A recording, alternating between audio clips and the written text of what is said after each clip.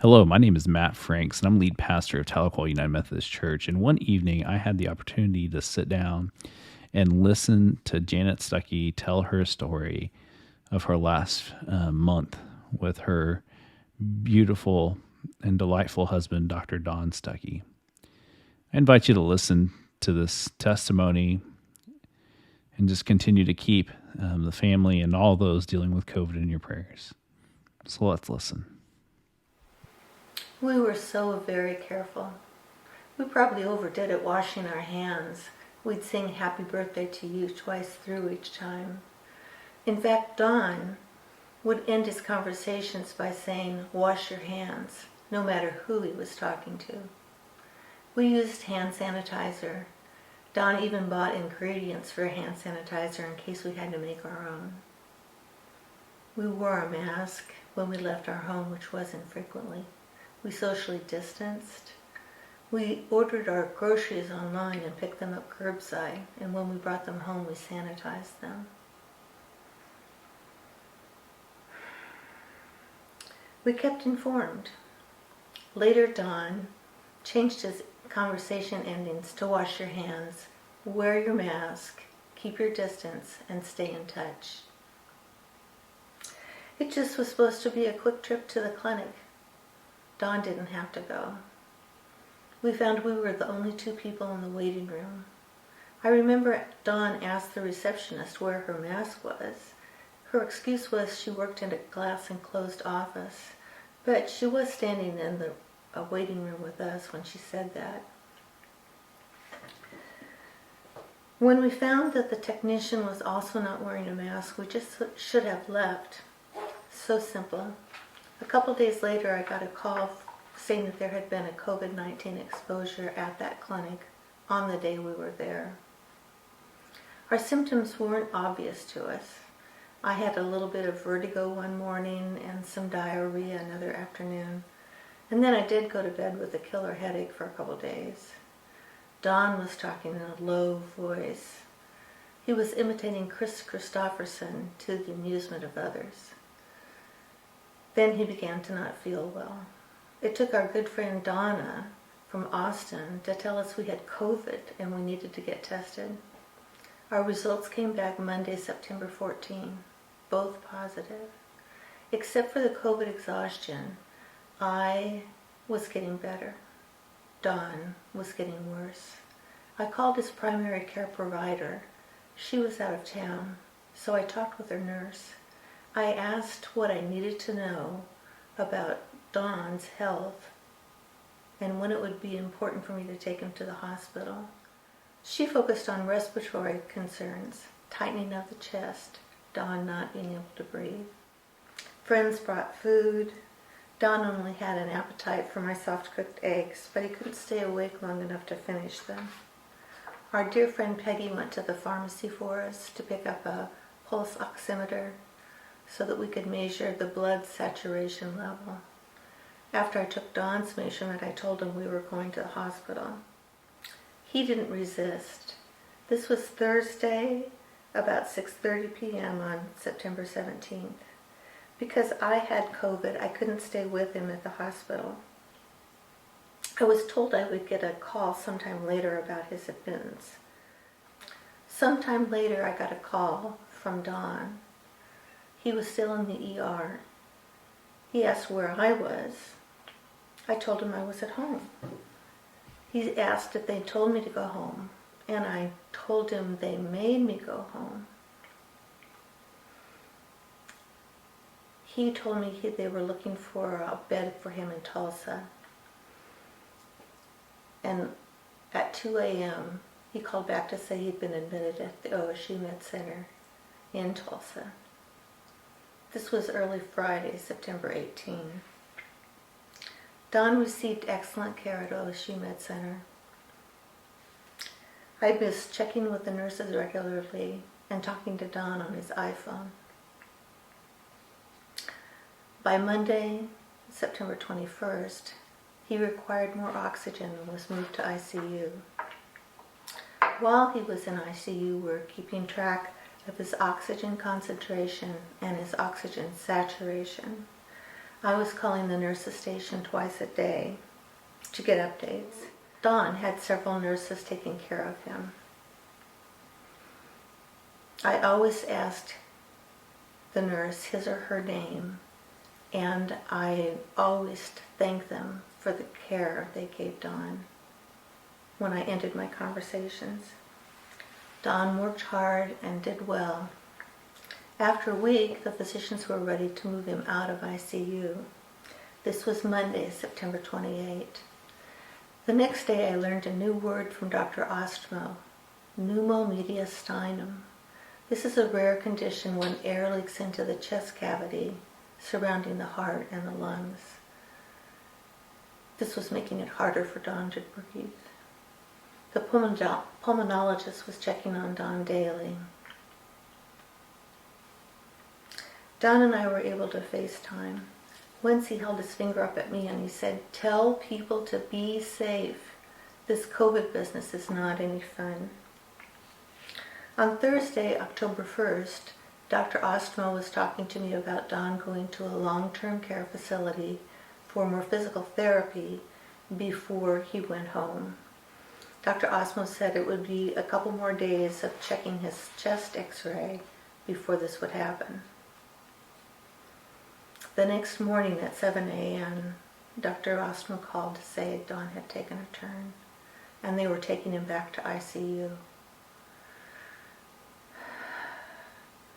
A couple hours later, he called to say that Don was being put on the ventilator. And then he added that Don actually requested it. He just couldn't breathe. On Sunday, October 4, Don developed a pneumothorax requiring a chest tube. Monday, I talked with Dr. Patel, one of Don's 2 residents that was taking care of him. She reported subcutaneous emphysema of the neck. This is air in the soft tissues. After reviewing other issues, she said in her experience, when patients got to this point, it was hard to bring them back to baseline. I called Bennett and Will home. Fortunately, they were together in Colorado, and they were able to leave that night. They got home early the next afternoon on October 6th. Friends urged me to ask if I could see Don since I had already recovered from the virus. I was permitted to see Don the next day. Will put Uncle John's band on my phone for me so that I could play it for Don. This Grateful Dead tune was one of Don's favorites. I got to the unit and put on my PPE and was guided into Don's room. Of course, he was on the ventilator and heavily sedated. I found Don's neck to be swollen, but also his face, his shoulders, his arms, and his hands. His wedding band was getting embedded into his finger. I played Uncle John's band for him. An alarm went off. The nurse came in to quiet the alarm. She said, "He knows you're here." His blood pressure just shot up. I talked with Don. I told him about all the people that were checking on him, that were praying for him. I told him that the boys were here. And of course I told him I loved him, that I missed him, and that we were going to get through this. After I was finished, I told the resident, Dr. Magana, that the boys had come with me to Tulsa, and could they have some time with Don too? Dr. Magana asked how old the boys were, and when I replied 40 and 35, he smiled and said he'd see what he could do. A couple minutes later, the nurse appeared with PPE for both boys. They would get to see him separately. I think we each got to spend about an hour with Don. And after that, we met with Dr. Magana and Dr. Patel together. We provided them with Don's living will, which they did not have, and discussed our desires for his care. Throughout Don's illness, I was being bolstered by friends, physicians and nurses, some family members, some longtime colleagues, some even from medical school. These friends were helping me get through this. They were helping me understand the situation better and providing me with good questions. The next afternoon, Bennett's wife arrived from Colorado. We found comfort in being all together. Now I was calling the nurses' station twice a shift. I tried to keep abreast of the current situation and shared that with my family, my pastor, and my chosen consultants. The ride was up and down. I knew it wasn't looking good and requested to see him again on Wednesday, October 14th. This time they would only admit me, but I FaceTimed with the kids outside the hospital at a picnic table. Of course, he was heavily sedated and on the vent, but we chose to believe he knew we were with him. We met with Dr. Patel and Dr. Magana outside the hospital to get their prognosis. It was not promising, but they gave us hope and said they'd give it a few more days. On October 15th, I talked with Justin, a favorite nurse of Don's and mine. Justin had taken care of Don when he was in the unit before, and they had bonded over talk of bands and music. Justin was telling me that he had managed to get Don's wedding ring off.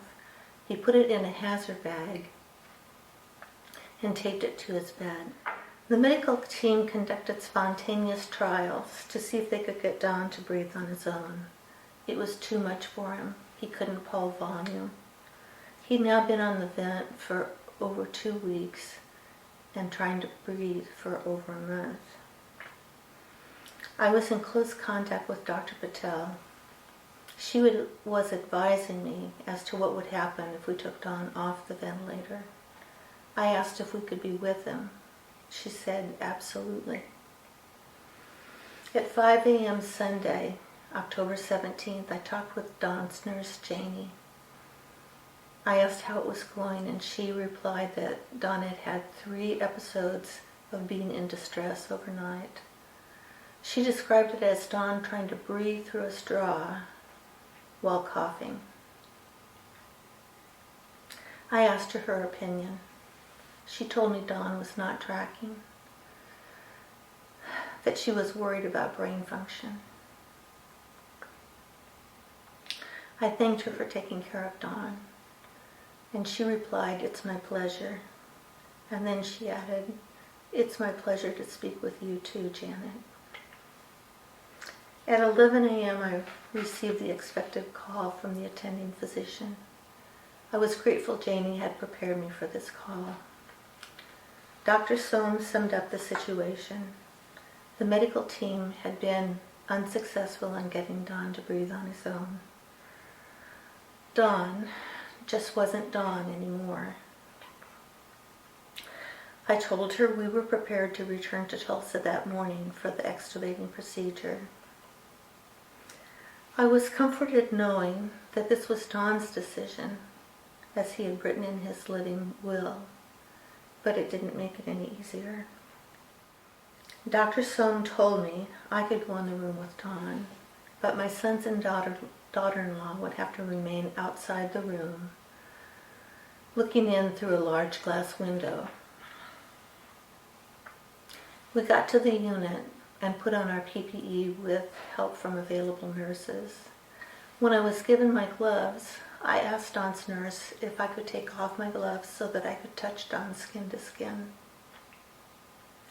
She approved, and then she ushered all of us into Don's room, and in we all went. We had spent quite a bit of time with Don when Dr. Magana joined us. He said the kids would have to go out in the hallway, but he gave us a little more time while he lined up chairs for them. Then I was given quite a bit more time with Don. I played Uncle John's band for him again. I told him I loved him, that he was the best husband and the best father, that he was a compassionate physician and a great friend.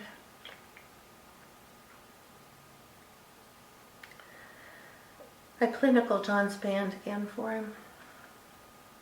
Then I spied his wedding ring taped to the bed, just out of my reach. I was filled with sorrow. We had been through so much together in this 12-year ongoing battle with cancer. Now there was nothing left to do but say goodbye, which I couldn't do. I held on to his hand skin to skin, but he gave me no response. Then the medical team came in. I kept close to Don, out of the way, continuing to hold his hand. The nurse gave Don injections for comfort and pain. Then they extubated him. And 10 minutes later, he was gone. The physician called it at 14:58, just a couple minutes before 3 in the afternoon. I asked the nurse to please get Don's wedding ring for me. She did. And then I was given Don's belongings, and I met the kids in the hallway. We all thanked the medical team for taking such good care of Don and us. We were so incredibly blessed to be with Don at his passing. Please, be safe. Not just for yourself, but for everyone around you. Wash your hands. Wear your mask. Keep your distance. Stay in touch.